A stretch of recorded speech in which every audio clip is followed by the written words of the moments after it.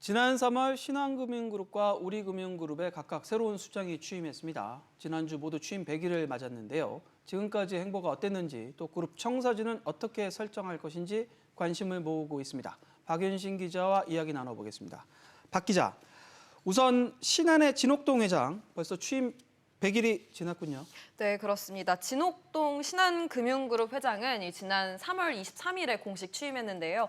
공식적인 임기는 오는 2026년 3월까지입니다. 진 회장의 최종 학력은 석사지만 고졸 신화를 보여준 회장으로 유명한데요. 서울 덕수 상고를 졸업한 뒤 기업은행에서 첫 은행원 생활을 시작했고 이어 1986년 신한은행에 자리를 잡았습니다. 지난 1997년 오사카 지점 발령을 시작으로 오랜 기간 일본에서 근무했는데요. 특히 신한은행 일본 해외법인 출범을 주도하면서 법인장까지 맡았을 만큼 일본 통으로 정평이 나 있습니다. 이어 핵심 계열사인 신한은행을 4년간 이끌기도 했습니다. 임종용 우리금융 회장도 지금 지난 1일 취임 100일이었죠? 네, 그렇습니다. 임 회장은 이 고위 관료 출신으로 금융위원장까지 역임했습니다. 임 회장은 우리은행과의 인연이 깊은데요. 지난 1999년 우리은행의 전신인 한빛은행 출범 당시 임 회장은 재정경제부 은행 제도과장을 맡아 상업은행과 한일은행 합병 업무를 담당했습니다. 또 지난 2013년에는 농협금융지주 회장을 맡아 우리투자증권을 인수하기도 했습니다. 지난 100일 동안 어떤 일이 좀 있었죠? 앞서 진 회장은 회장직에 내정된 이후 이 고객과의 신뢰 회복을 해결해야 하는 1순위 과제로 꼽았는데요. 그간 라임 등 사모펀드 문제를 비롯해 금융사고 발생 등으로 인해 잃어버린 신뢰를 회복하겠다는 의지를 드러냈습니다. 들어보시죠. 가슴 아픈 일인데 우리를 믿고 거래해 주신 고객님들한테 많은 상처를 드렸고 그 부분에 대한 신뢰 회복이 제일 우선 과제라고 생각하고요. 그 부분을 위해서 우리가 어떻게 할 것인지에 대한 고민을 더 깊숙이 하려고 합니다. 네, 진 회장은 취임 일성으로 이 고객 중심 경영을 앞세우며 경영 철학을 드러내기도 했는데요. 이를 반영해 신한은행은 올 초 시중은행 최초로 모바일 앱과 인터넷 뱅킹에서 타행 이체 수수료와 이 자동 이체 수수료 전액을 영구 면제했습니다. 네. 임종용 회장이 그간 보였던 행보도 궁금해요. 네, 임 회장은 이 조직 혁신에 방점을 뒀습니다. 이를 위해 내정자 신부님에도 조직 개편과 인사를 실시하기도 했는데요. 특히 이번 은행장 선임 절차에 적용했던 경영 승계 프로그램 또한 임 회장의 작품이라고 할 수 있습니다. 이 회장의 독단적인 영향력을 배제할 수 있도록 총 4단계의 검증 절차를 도입해 CEO 선정을 진행한 건데요. 임 회장은 이 과정을 이 계열사 대표 이사는 물론 차기 우리금융 회장 선임 때도 똑같이 적용해 나갈 것이라고 밝히기도 했습니다. 임 회장은 상생금융에도 앞장섰는데요. 이 은행권 최초로 은행과 저축은행의 상생금융부를 만들기도 했습니다. 보면은 아무래도 미래가 가장 또 중요하잖아요. 앞으로 추진할 과제 중요할 텐데 어떤 것들이 좀 있습니까? 네, 진 회장은 이 리딩 금융 탈환에 주력할 것으로 보입니다. 지난 1분기에 이어 지난 2분기에도 신한금융은 10% 넘게 이익이 감소하면서 KB금융의 1등 자리를 내줄 것으로 보이는데요. 진 회장은 실적 회복에 힘을 쓰면서도 이 내부 통제 강화에 앞장서겠다는 의지를 드러내기도 했습니다. 최근 한 계열사 강연 자리에서 이 내부 통제 책무 구조도가 법령을 통과하면 이를 조기에 도입할 것이라고 말한 바 있습니다.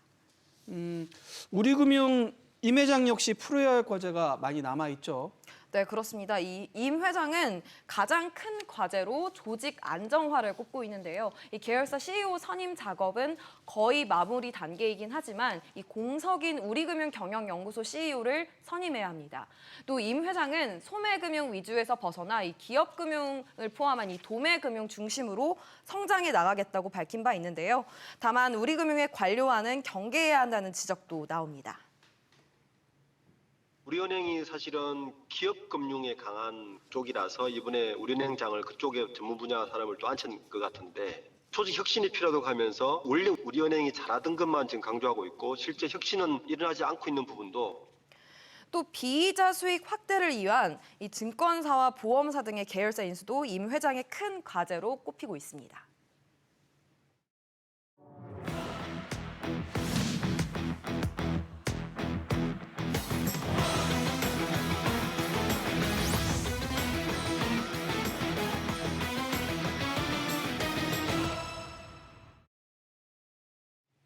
정부가 지난 4월 인천 검단 신도시의 한 아파트 건설 현장에서 지하주차장 지붕이 무너지는 사고가 발생한 것에 대해 총체적인 부실 공사가 원인이었다는 조사 결과를 발표했습니다. 설계부터 시공까지 공사 전 과정에 모두 문제가 있었다는 건데요.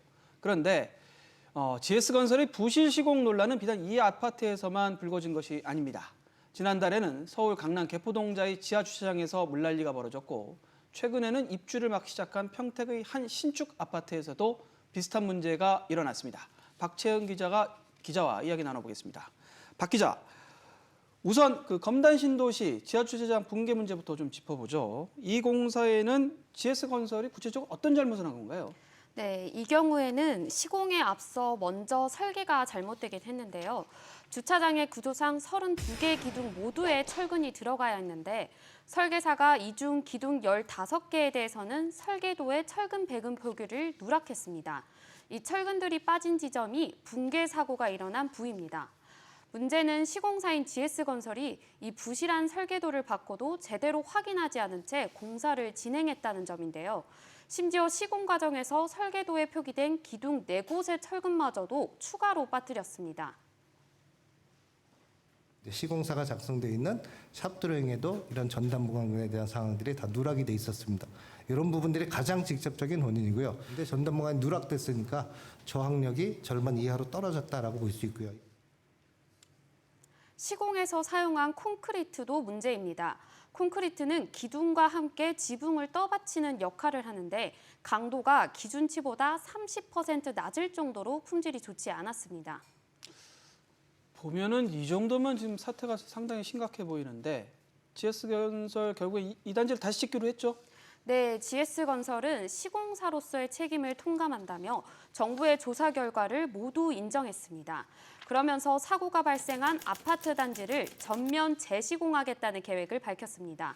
총 1,600여 세대인데 재시공 과정에서 막대한 비용이 들 것으로 관측됩니다.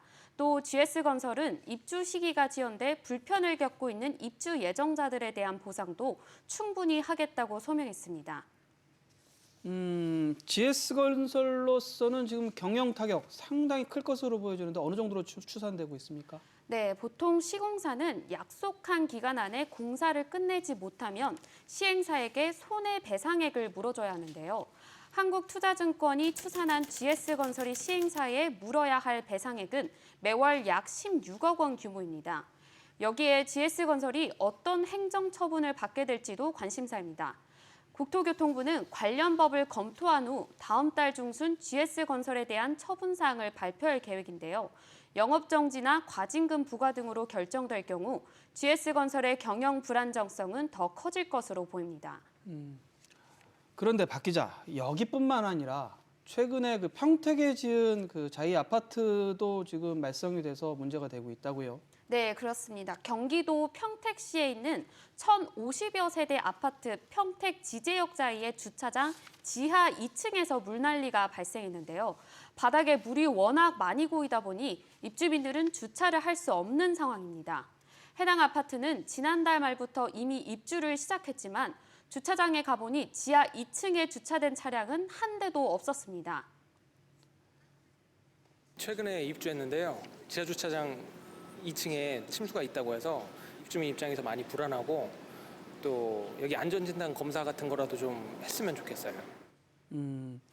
박 기자, 이렇게 물이 고이는 이 원인, 이건 뭡니까? 네, 빗물이 천장에서 새는 누수 문제 때문인지 온도차로 다량의 이슬이 맺히는 결로 문제 때문인지는 아직 명확히 결론이 나지 않았습니다. 시공사인 GS건설은 관리를 제대로 하지 않아 발생한 결로 현상 문제라며 관리업체의 잘못이라고 주장하고 있습니다.